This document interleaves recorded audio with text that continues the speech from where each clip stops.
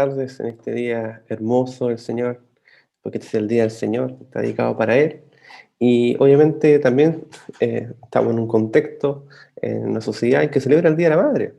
Y no podría decir, esa cosa es meramente cultural nomás. Probablemente sí, probablemente puede ser algo comercial, pero no debemos dejarnos, o sea, dejar de acordarnos de lo que el Señor nos dice en su palabra.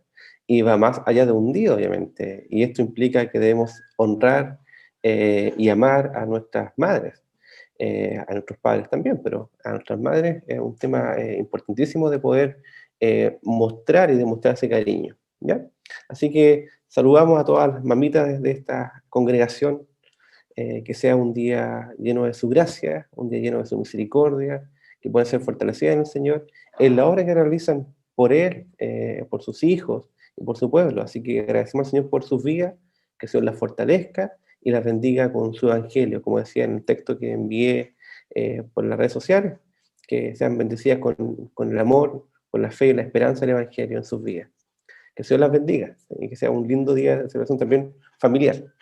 Hoy día vamos a predicar, vamos a estudiar acerca del texto de Hechos 2, capítulo 2, versículos 1 al 13. Hechos capítulo 2, versículos 1 al 13. Y aquí vamos a ver respecto de una fiesta, la fiesta de Pentecostés. Y la pregunta es, ¿qué pasó el día de Pentecostés? Entonces, el sermón está dividido en tres partes. No tiene la expectativa de explicar todo lo que es Pentecostés, porque vamos a estudiar varios domingos, este y el pasaje siguiente, para explicar qué significa la llenura del bautismo del Espíritu Santo y el bautismo en el Espíritu Santo. Pero hoy día nos vamos a enfocar en qué es el Pentecostés, en primer lugar. El segundo, respondiendo muy similar a la pregunta que hacían los que estaban escuchando ahí, ¿qué quiere decir esto? El segundo punto. Y el tercer punto es, ¿qué quiere decir esto para nosotros? Entonces, ¿qué es? ¿Qué quiere decir esto? ¿Y qué quiere decir esto para nosotros? Son tres puntos en nuestro sermón de hoy. Quiero contarles entonces que dice, cuando llegó el día de Pentecostés. O sea, llegó el día, era un día que se esperaba, porque en el pueblo judío era una de las fiestas que celebraban este pueblo, fiestas anuales. Dentro de ellas estaban, por ejemplo, la fiesta de la Pascua, que ya habían celebrado hace unos días atrás, cuando Cristo fue llevado a la cruz. Entonces vemos ahí que la fiesta de la Pascua y la fiesta de Pentecostés, las fiestas judías estaban relacionadas entre sí y tenían un tiempo en que se celebraba. Si ustedes ven ahí en Levítico, cuando se establecen las fiestas, o se explican aún mayormente incluso las fechas en que se deben realizar, vemos que dice que son 7 semanas después de la fiesta de la Pascua. Y uno dice 7 por 7, 49, nos falta un día, porque Pentecostés son los 50 días, efectivamente, porque se celebraba el primer día de la semana.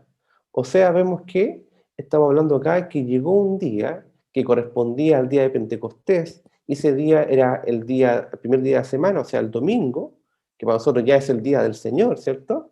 Vemos que sucedió algo muy, muy, muy importante para la iglesia del Nuevo Testamento.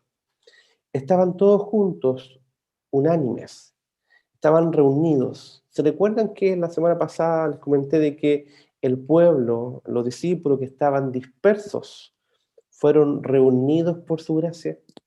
Los que habían sido desertores fueron atraídos nuevamente y convocados a la misión de Dios. Los que habían negado a Jesús hoy día habían sido llamados nuevamente por Jesús para ser confirmados en esta misión. Y eh, los que estaban dormidos, no estaban velando, aquí pasaron a estar velando y pidiendo la bendición del Señor por medio del bautismo del Espíritu Santo. Entonces, cuando llega este día de Pentecostés, estaban todos juntos, unánimes, y de repente, o sea, repentinamente, vino una señal del cielo, dice, un estruendo como de un viento recio, o sea, un viento potente.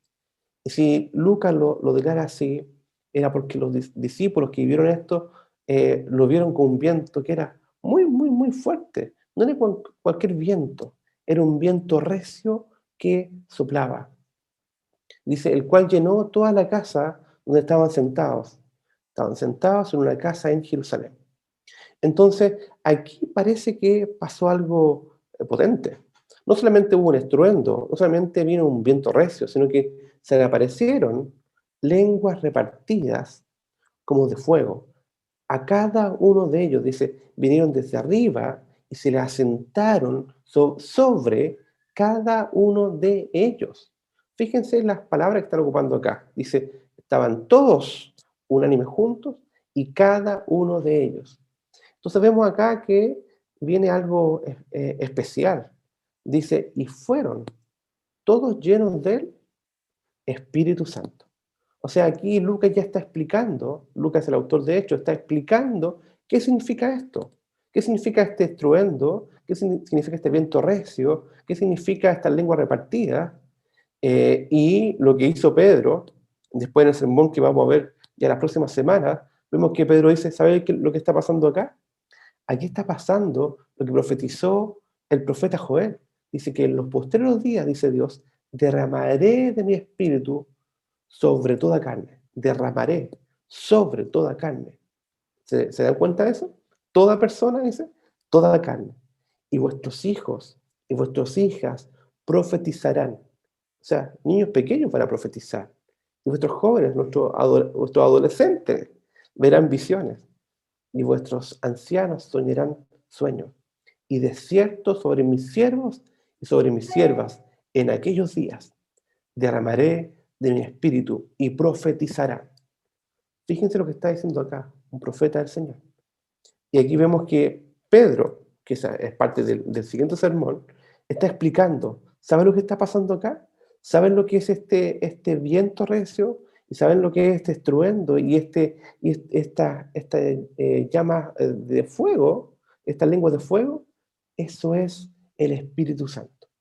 Y uno podría decir, wow, ¿qué significa esto entonces? Eso tiene un significado aún más profundo. Efectivamente. ¿Qué es lo que pasó ahí cuando el Espíritu Santo descendió sobre cada uno de los discípulos? Estaban todos llenos del Espíritu Santo y comenzaron a hablar en otras lenguas. Según el Espíritu les daba que hablasen. Entonces, dice el autor acá, de hecho, dice, había gente que estaba en Jerusalén, que venían de todas las naciones, porque habían sido dispersados muchos de ellos, y nacieron incluso en otras naciones. Por tanto, hablaban otro idioma, además. Eran bilingües, por así decirlo. Además, algunos de ellos hablaban el idioma donde nacieron y también el idioma que se hablaba habitualmente aquí en Jerusalén, en ese tiempo. Entonces vemos acá que estas personas empezaron a escuchar, se reunieron, vieron el estruendo, vieron esto que estaba pasando, se juntaron ahí, se juntó la multitud y estaban confundidos porque empezaron a ir, como cada uno de los discípulos empezó a hablar en la lengua que ellos entendían, en la lengua que ellos entendían. Y estaban todos atónitos, estaban pasmados, estaban maravillados. Era una sensación de asombro, también de temor, de reverencia. ¿Qué está pasando acá? Y se preguntaban, miren, esa gente que está ahí, ¿no son todos galileos los que hablan?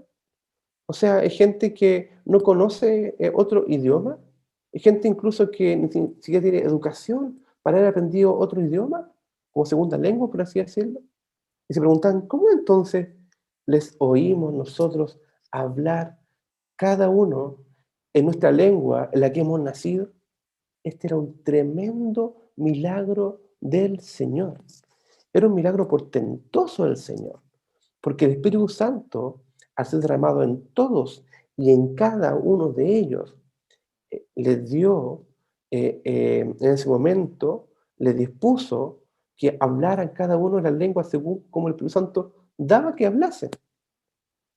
Y habían, ejemplo acá dice, habían partos, habían medos, había gente elamitas, Y dice, y los que habitamos en Mesopotamia, en Judea, en Capadocia, en el Ponto y en Asia, y en Frigia, en Panfilia, en Egipto, y las regiones de África más allá de Cirene, y romanos aquí residentes, tanto judíos como prosélitos, cretenses y árabes, les oímos hablar en nuestras propias lenguas las maravillas de Dios. Nuevamente, estaban todos atónitos y perplejos y asombrados y admirados, con reverencia y con temor, diciéndose unos a otros, ¿qué quiere decir esto? ¿Qué significa esta señal que estamos viendo delante de nuestros ojos? Y como siempre, hay gente que se preguntaba, ¿qué significa esto? Para saber, para conocer, siendo traídos por la obra del Señor, y otros viendo lo mismo, se burlaban y decían, estos están borrachos, están llenos de mosto. Entonces vemos acá que cuando vemos este pasaje, vemos varias cosas. Uno, vemos que el Señor está estableciendo un nuevo día de celebración del pueblo del Señor para adorarlo a Él. Vemos que hay una continuidad, así como el Antiguo Testamento tuvo una continuidad respecto de en el séptimo día, y el séptimo día, el séptimo día, algo establecido por el Señor, ya una vez Cristo resucitado, resucita el séptimo día, se aparece a su discípulo en el séptimo día, está con ellos y les habla directamente también en el séptimo día. El Pentecostés es el séptimo día, o sea, el primer día, perdón, de la semana, el día del Señor, y vemos que cada día que Lucas habla acá al respecto, habla acerca del, ya no del séptimo día, sino que del primer día. Voy a repetir porque delante lo dije de forma inadecuada. Cristo resucitó el primer día de la semana. Cristo se aparece a sus discípulos el primer día de la semana. Cristo se reúne con sus discípulos, se presenta delante de ellos el primer día de la semana. Y Cristo, a través del Pentecostés, el derramamiento del Espíritu Santo se da también el primer día de la semana. Y eso es el día del Señor. Y en adelante, tú vas a ver en Hechos que habla acerca del día del Señor.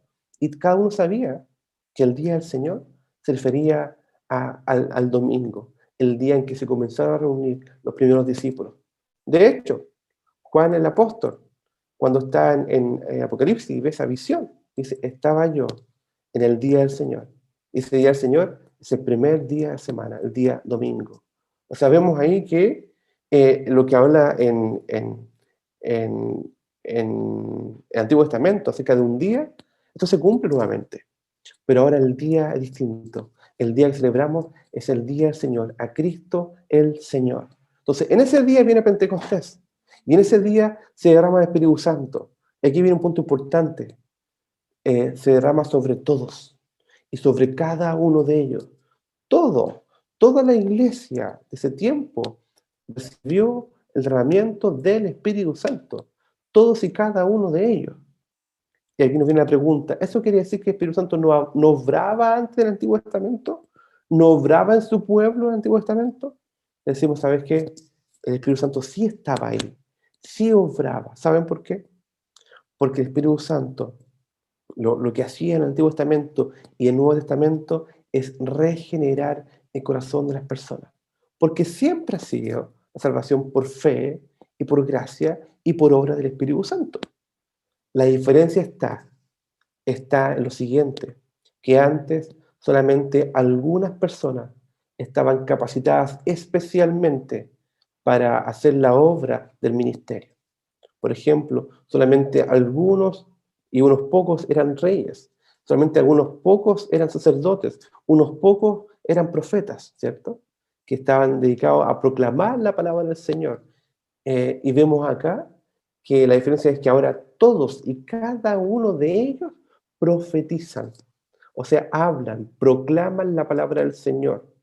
No quiero decir de que profecía solamente y meramente sea decir algo acerca del futuro, sino que profecía en términos generales es hablar y proclamar la palabra del Señor, la palabra escrita, la palabra que ya nos ha sido revelada. Entonces, si se dan cuenta de la diferencia, antes solamente algunos desempeñaban una obra especial en el ministerio del Señor. Y ahora Todos los creyentes, todos los que estaban unánimes ahí juntos, habían recibido por gracia la bendición del derramamiento del Espíritu Santo, y cada uno de ellos comenzaron a hablar en nuevas lenguas. Y el punto no es tanto aquí lo hermoso, que fue hermoso, de que hablaban en otras lenguas. El punto aquí central es que hablaban acerca de las maravillas de Dios, y cada uno podía escuchar las maravillas de Dios en su propia lengua de origen nativa. Entonces vemos ahí el día de Pentecostés fue el primer día de la semana, el día del Señor. Y vemos cómo se instituye ya. El Señor cambia el día de congregarse de la iglesia. Por eso es que celebramos el día del Señor. Por eso es que cuando mandamos la información decimos en el día del Señor. No tiene obviamente la misma connotación que era en el Antiguo Testamento, pero si es un día dedicado en su esencia, es la misma connotación que es dedicado para Él, porque es de Él y debemos vivir por Él en este día, especialmente, aun cuando todo día de semana es un día del Señor, pero hay un día en que nos reunimos especialmente como pueblo, como congregación. Entonces, el punto número 1 es acerca del día. El punto número 2 es que a todos y a cada uno de ellos les da la posibilidad, la capacidad, los empodera para proclamar las maravillas del Señor. En tercer punto, vemos aquí que hay una restauración. Sí, no solamente en sus corazones, como lo vimos la semana pasada, que vimos que hay una transición de gente que había sido desertora, ha sido llamada nuevamente a predicar el Evangelio. Gente que había sido dispersa, ahora es reunida por el Señor. Hay una restauración ahí. Gente que estaba desconcentrada y no estaba orando, ahora está orando y velando en el nombre del Señor. Hay una restauración ahí, pero aquí hay una restauración aún mayor. Es una restauración del plan de Dios en la historia de redención. Vemos acá que hay lenguas que la gente eran distintas, pero la gente entiende. Gente de diferentes lugares ahora entiende un mismo idioma, el idioma del Evangelio, por la obra del Espíritu Santo. ¿Y saben qué? Ese es un contraste. Es un contraste de algo que pasó con las lenguas, con los idiomas en el Antiguo Testamento. ¿Se recuerdan cuándo fue eso? ¿Algún evento en que Dios confundió los idiomas en el Antiguo Testamento? Claro, usted va a Génesis 11, que está hablando acerca de la Torre de Babel. Esto es una historia fundamental y que es obviamente una antítesis de lo que Dios está aquí restituyendo. Entonces, si usted lee el pasaje de Génesis 11, vemos que la gente dijo, vamos a hacer ladrillo y vamos a hacerlo al fuego y vamos a construir una gran ciudad que llegue hasta el cielo, nos haremos famosos y evitaremos ser dispersados por toda la tierra. O sea, lo que querían ellos un nombre para sí y querían permanecer unidos en rebeldía frente al Señor. Pero el Señor observa la ciudad y la torre y mira esto y dice, todos estos son un pueblo y hablan un solo idioma, entonces los voy a confundir para que ya no se entiendan entre ellos mismos. Y de esta manera el Señor los dispersó por toda la tierra y dejaron de construir, porque allí el Señor confundió el idioma de toda la gente de la tierra y de donde los dispersó por todo el mundo. ¿Por qué? Porque esta era una obra humana, en obra humana de buscar el nombre propio de la humanidad. Su gloria, su honra, su imperio, su reino, y hacerse un nombre. El Señor va y los confunde. Y ya tienen diferentes idiomas. Y ya ese idioma no les sirve para comunicarse. Y vemos acá que en esta obra de restauración del Señor es todo lo contrario. Todos saben diferentes idiomas, pero todos escuchan la palabra del Señor. Es Dios mismo que nuevamente desciende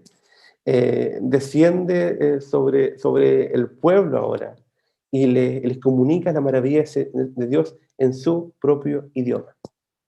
Es maravilloso esto, porque esto responde también a la promesa que Dios le hace a Abraham. Le dice, en ti serán benditas todas las familias de la tierra. Vemos acá que ya se está cumpliendo, porque las familias de la tierra están recibiendo un mensaje del Evangelio. Y también vemos ya al final de la historia de redención, vemos ahí el pantallazo que nos da Apocalipsis, que dice, y gente de toda tribu, de toda lengua y nación, estarán rendidos delante del Cordero de Dios, ante Cristo el Señor. Y esto es emocionante. Tuve la oportunidad hace años atrás de participar en un congreso lejitos, en Indonesia. Fueron muchas horas de viaje, recuerdo, pero cuando llegué ese día al congreso que duraba como un día, 12 días, no me acuerdo muy bien, estábamos todos cansados. Veníamos todos de diferentes lugares del mundo, obviamente. Chile es súper lejos, obviamente, algunos de Europa era más fácil, pero así todo era lejos, todos llegamos cansados.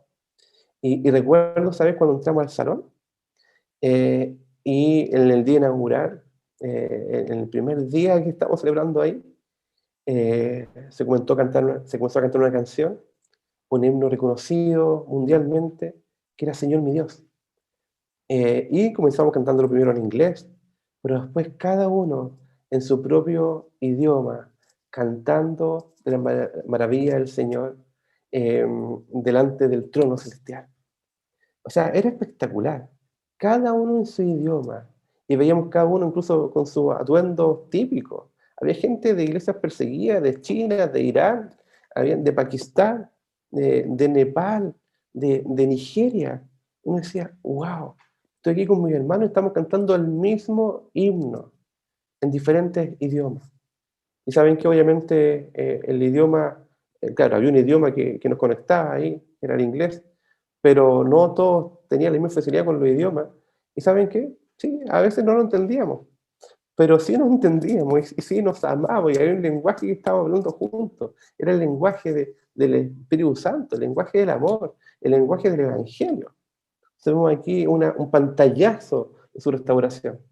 Y algún día estaremos delante del trono, no solamente cantando, sino que estaremos relacionándonos con gente de toda lengua y toda nación. Entonces vemos acá, cierro el paréntesis, vemos acá que aquí Dios está introduciendo esto de manera ya oficial, de manera gloriosa, en que incluye a las naciones de la tierra.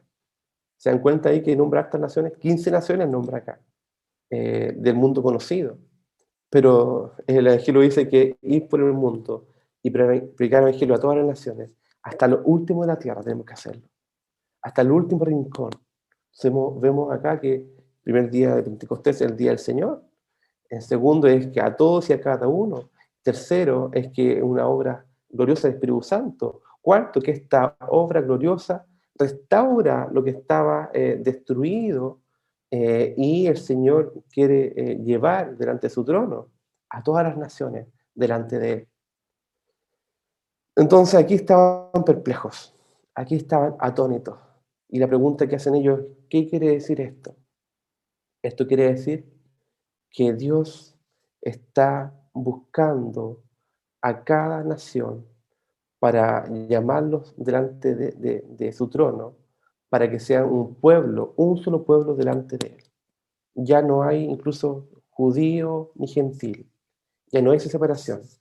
Pablo dice en Efesios que de los dos pueblos hizo uno, no hay ninguna división entre ellos. Todos los pueblos ahora delante del Señor. Si antes el Antiguo Testamento era principalmente, primariamente para el pueblo judío, aunque sí habían personas que se convertían y miraban la gloria del Señor y se convertían al Dios de Israel, sí, efectivamente había naciones que reconocían su gloria, pero ahora, ya en el Nuevo Testamento, ya no son unos poquitos, sino que es de toda lengua y toda nación. Usted mismo está acá, estamos acá en una reunión por Zoom en Chile, 2000 años después, más de 2000 años después del evento, y estamos delante del trono celestial, cada día. Sabemos, wow, esto es maravilloso. ¿Qué quiere decir esto entonces? Quiere decir de que Dios está buscando a toda nación. Quiere decir que Dios, cuando llama a su pueblo, lo empodera para que todos y cada uno de ellos pueda predicar el mensaje del Evangelio y pueda contar las maravillas de Dios. Y la pregunta que debemos hacernos, ¿qué tiene que ver esto conmigo? ¿Qué quiere decir esto para mí? ¿Saben qué? Muchas cosas, muchas cosas. Porque fíjense acá que dice que todos fueron llenos del Espíritu Santo.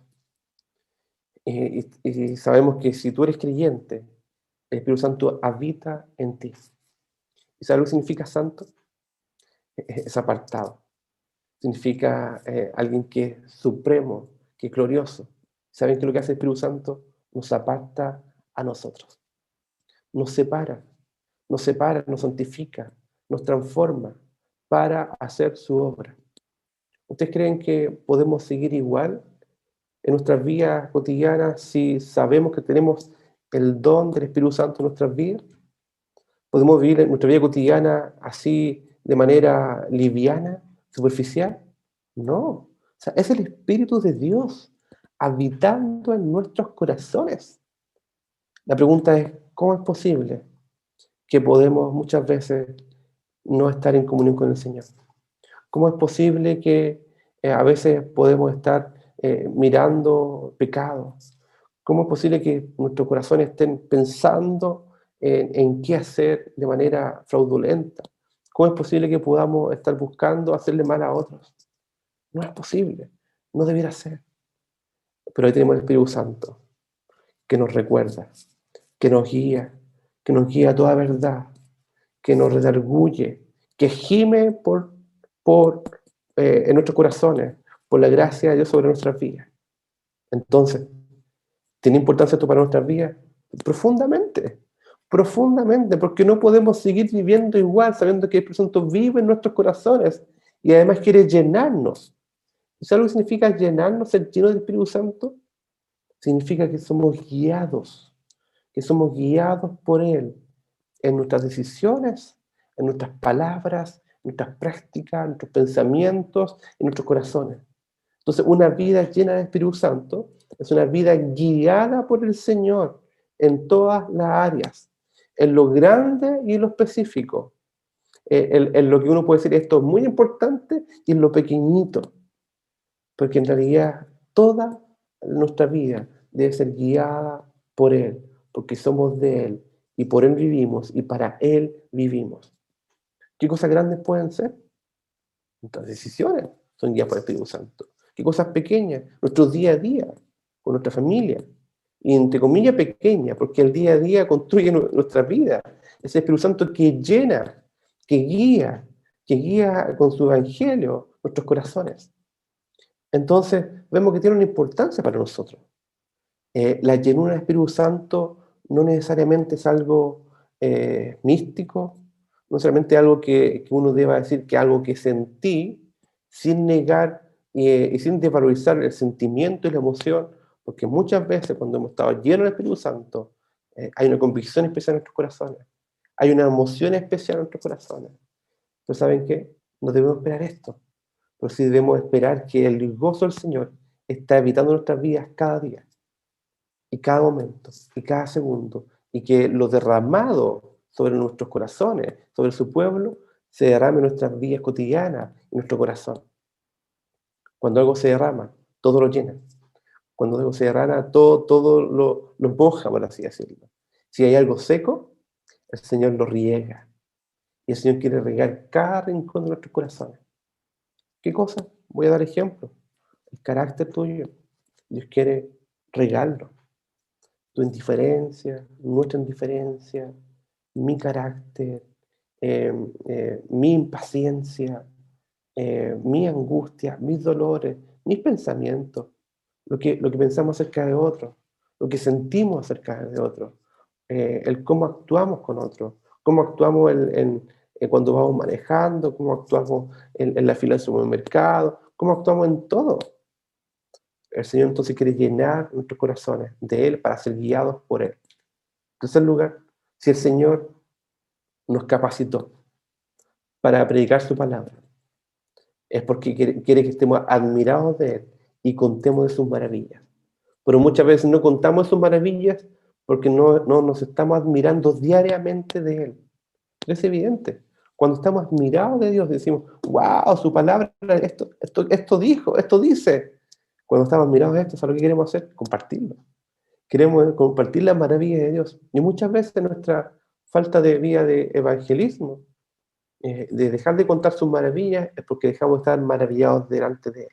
Entonces el Señor nos invita a mirar su gloria, para contar su gloria a otros. Otro punto, que debemos considerar la misión global, no solamente la misión local, debemos considerar siempre como individuos y como iglesia lo que Dios está haciendo alrededor del mundo. No solamente yendo muchas veces, a veces no podemos ir, y a veces no tenemos que ir, y a veces sí tenemos que ir, pero el Señor nos guía a involucrarnos de alguna forma con la misión mundial, ya sea orando, ya sea dando, ya sea intercediendo, compartiendo con otros, animando a otros, dando una palabra de aliento a quienes están en otros lugares del mundo, y sabiendo de ellos, y, y sirviendo a nuestra ciudad local, obviamente. Otro punto importante es que las personas que estaban acá estaban maravilladas. Y la pregunta es hacia nosotros, cuando vemos la obra de Dios en nuestra vida, ¿estamos maravillados? Cuando nos sentamos frente a este computador y cantamos de su gloria, ¿lo cantamos maravillados? ¿Lo cantamos conscientes de la presencia de Dios en nuestras vidas? Sabiendo que Dios es santo y 3 veces santo. Sabemos que un día vamos a estar delante del trono de Dios cantando sus atributos. Y cuando incluso nos juntemos, que nuestra oración, es nuestra oración, cuando nos juntemos presencialmente, eh, sabemos que Dios está ahí en medio nuestro. Dios está ahí en medio nuestro. Él dijo que iba a estar con nosotros hasta el fin del mundo. Y está en medio nuestro también. Entonces, cuando uno sabe esto, sabe que Dios es santo, que el Espíritu Santo habita en nuestros corazones, que Él se derrama sobre todos y sobre cada uno de nosotros, que debemos ser llenos de Él, de su palabra, para poder vivir por Él y para Él. Y cuando vemos que hay una gloria ahí derramada sobre nuestras vidas, nuestra actitud debiera ser, Señor, aquí estoy, de reverencia, de asombro, de maravilla, de gratitud, de humildad, de sencillez, de entrega, de servicio. Decir, Señor, tú eres digno de toda honra y toda gloria. Señor, gracias por considerarme como parte de tu pueblo. Gracias por permitirme ser de tu linaje escogido. Gracias, Señor, porque me has salvado con tu sangre. Gracias, Señor, porque me has redimido de toda lengua y toda nación. Gracias, Señor, porque me permite proclamar las virtudes tuyas, Señor, las maravillas tuyas a cada una de las personas. Gracias porque estaba en tinieblas y me llamaste a tu luz admirable. Gracias, Señor, por esto. Y segundo punto, ¿de qué significa esto para mí? Es, muchas veces estamos en momentos complejos. Decimos, Señor, ¿qué tiene que ver esto conmigo? Estoy desconcentrado, o estoy agobiado, estoy confundido, me siento como que se me sacó del camino. Mira mi vida, Señor. O bien, ni siquiera estoy mal, pero estoy en una vida común y corriente, Señor. Eso te dice, ¿sabes qué? Ven una vez más delante de mi trono. Ven una vez más y alégrate en mi salvación. Alégrate en la obra que estoy haciendo en medio de los tiempos. Alégrate en la obra que estoy haciendo en tu corazón y en nuestros corazones. Porque el Señor aviva la obra en medio de los tiempos. De manera individual, de manera familiar, aunque no lo estemos viendo muchas veces, el Señor está obrando su obra en medio de los tiempos.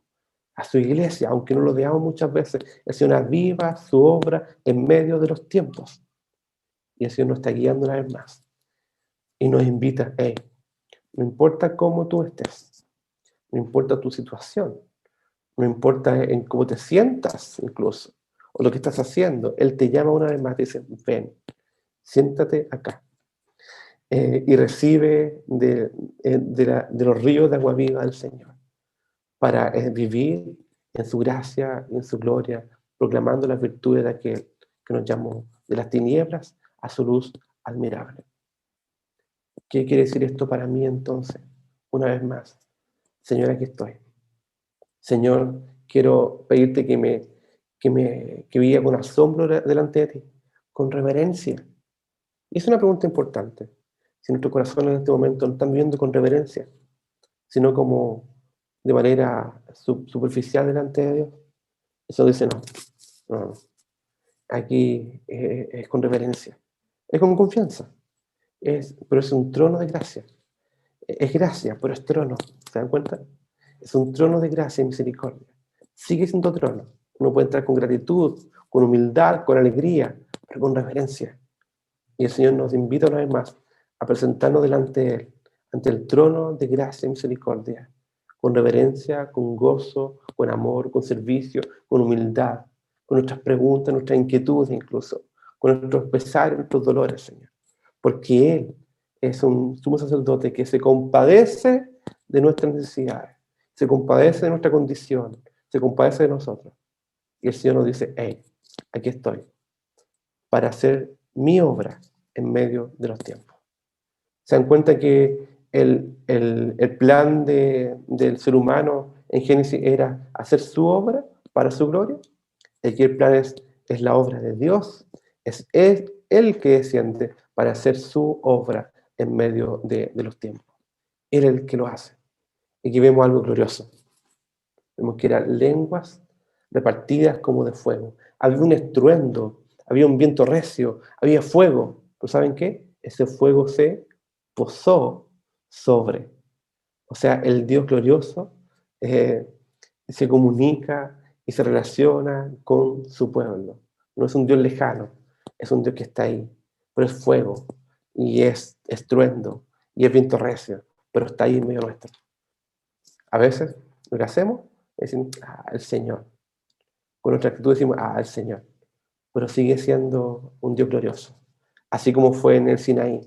Así como Dios derramó su gloria a través del fuego, del viento, del terremoto en el Antiguo Testamento. Aquí es lo mismo. Pero ese Dios quiere llenarnos con su gracia para que podamos ir reverentes, agradecidos, humildes, gozosos, llenos de su necesidad, jadeando como el cielo que brama por la corriente de las aguas, pero sabiendo que ahí encontramos nuestro oportuno socorro en el Señor. Que el Señor nos guíe a vivir no solamente confiados, sino también temerosos del Señor. Y no solamente temerosos, sino también confiados delante de Él, con gozo y alegría, y en servicio y en humildad. Oremos a nuestro Señor.